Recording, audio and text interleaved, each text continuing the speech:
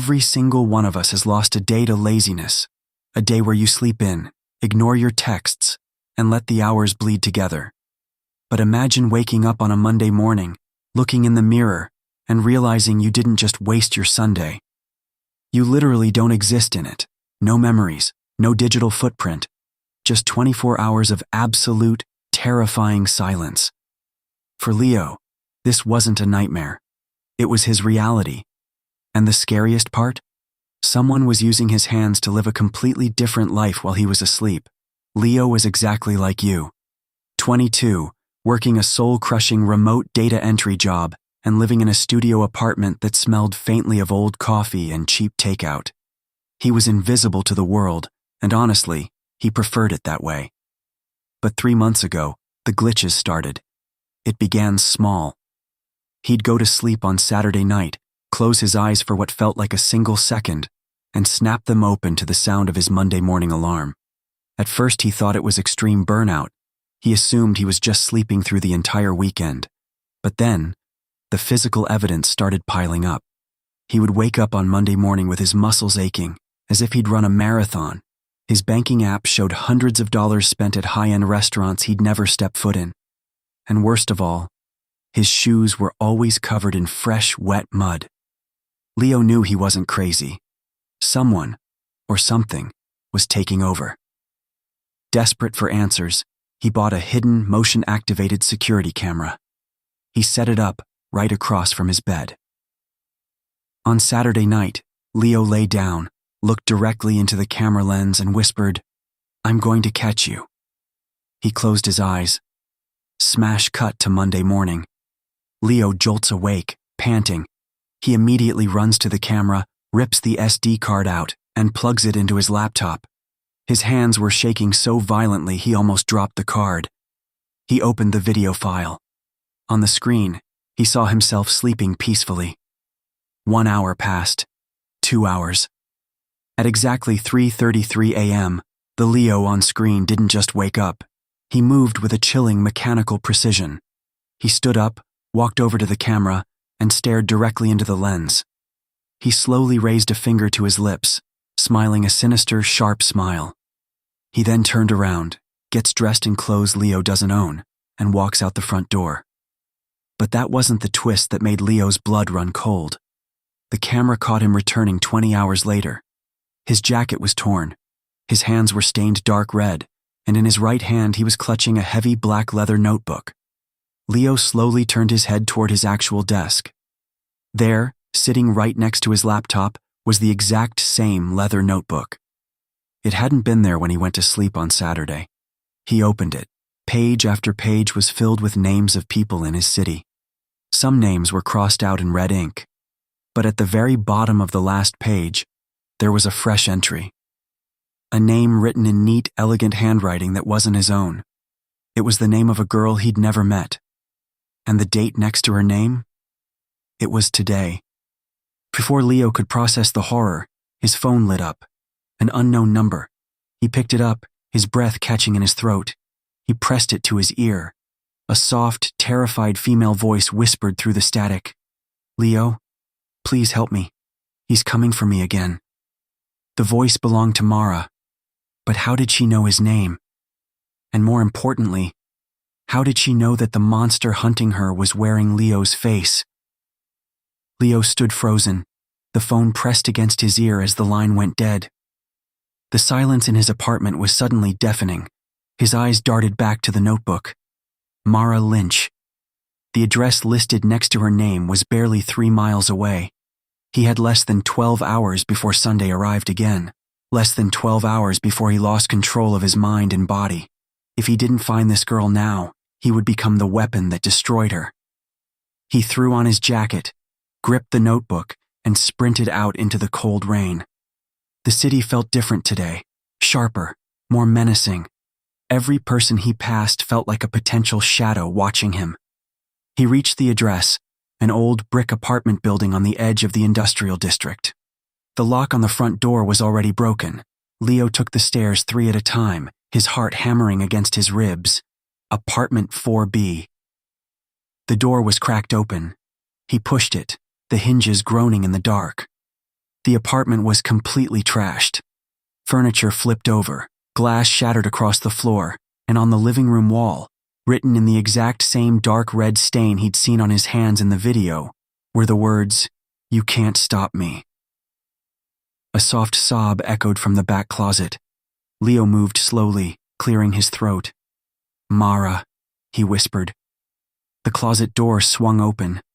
A young woman looked up at him, her eyes wide with sheer terror, but she didn't scream. Instead, she gasped, lunged forward, and wrapped her arms around him. "You came," she cried. "You told me you'd try to stop him this time." Leo pushed her back gently, his brain short-circuiting. "What do you mean? I don't know you. I've never seen you before in my life." Mara stared at him, the color draining from her face. She looked at his confused expression, his trembling hands, and the sheer innocence in his eyes. A horrifying realization washed over her. "Oh no," she whispered, backing away. "You're the weekday Leo. You don't know anything, do you?" "Know what?" Leo demanded, his voice cracking. "Tell me what is happening to me." Mara sank to the floor, pulling her knees to her chest.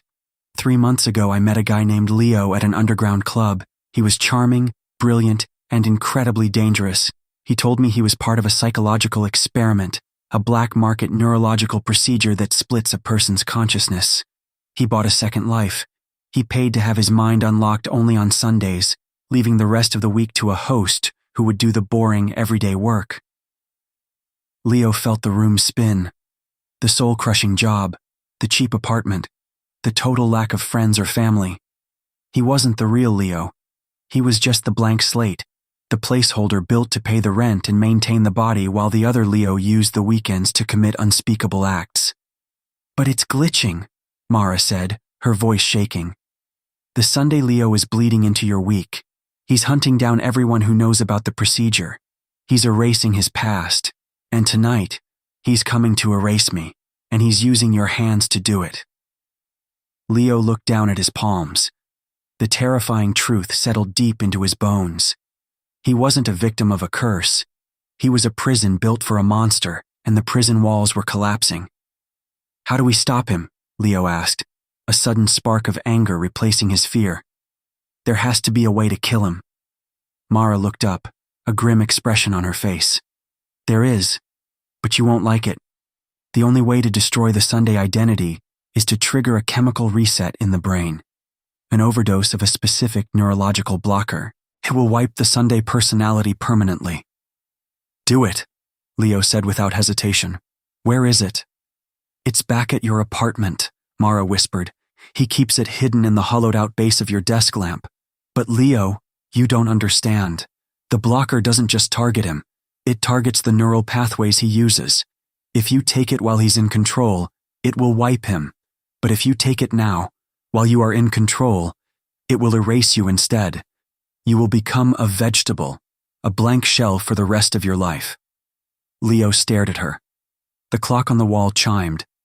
It was 11 p.m. Saturday was ending. In exactly 60 minutes, the lights would go out, and the monster would wake up. If Leo waited until Sunday to let the blocker work, he would have to trust that his body wouldn't just throw the medicine away. He had to make a choice. Sacrifice his own mind right now to save Mara, or risk letting the monster take the wheel and finish the job. "Give me the keys," Leo said, his voice cold and steady. "We're going back." They broke into a run, navigating the dark, rain-slicked streets back to Leo's apartment. Every tick of the clock felt like a physical blow.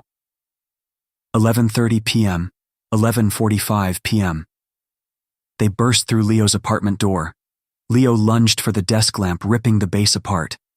Inside was a small amber vial filled with a clear liquid and a syringe. "If I do this now," Leo said, looking at Mara, "I disappear. The guy who wakes up tomorrow won't be him, but it won't be me either. It'll just be nobody." "Leo, wait," Mara said, pointing at the laptop screen. The security camera footage from earlier was still playing, but it had reached a section Leo hadn't watched yet. On the screen, the Sunday Leo was sitting at the desk, writing in the notebook. But suddenly he stopped. He looked directly at the hidden camera, as if he knew exactly when the weekday Leo would be watching this. He picked up a piece of paper, wrote something on it, and held it up to the lens. The note read, "I knew you'd find the vial, but I changed the liquid. Take it, and you die instantly. See you at midnight, brother." Leo's breath hitched. The clock on his phone flipped to 11:59 p.m. His vision began to blur. His muscles grew heavy, heavy as lead. The Sunday takeover was starting. He could feel a cold, malicious presence clawing its way up from the back of his brain, pushing him out, taking the reins. "Mara! Run!" Leo choked out, falling to his knees. His hands began to twitch. The terrifying, sharp smile started to form on his face against his will. Mara backed toward the door, tears streaming down her face. "Leo, fight it!" But Leo couldn't fight it anymore. The darkness was swallowing him whole. His eyes closed. A single second past midnight. Leo's eyes snapped open. He stood up smoothly, the twitching gone, replaced by total fluid control. He looked down at his hands, then looked across the room at Mara, who was trapped against the front door. He smiled, but it wasn't the malicious smile of the Sunday monster. It was a look of pure, agonizing sorrow. He looked at the amber vial in his hand. He hadn't taken it, but he knew exactly what he had to do.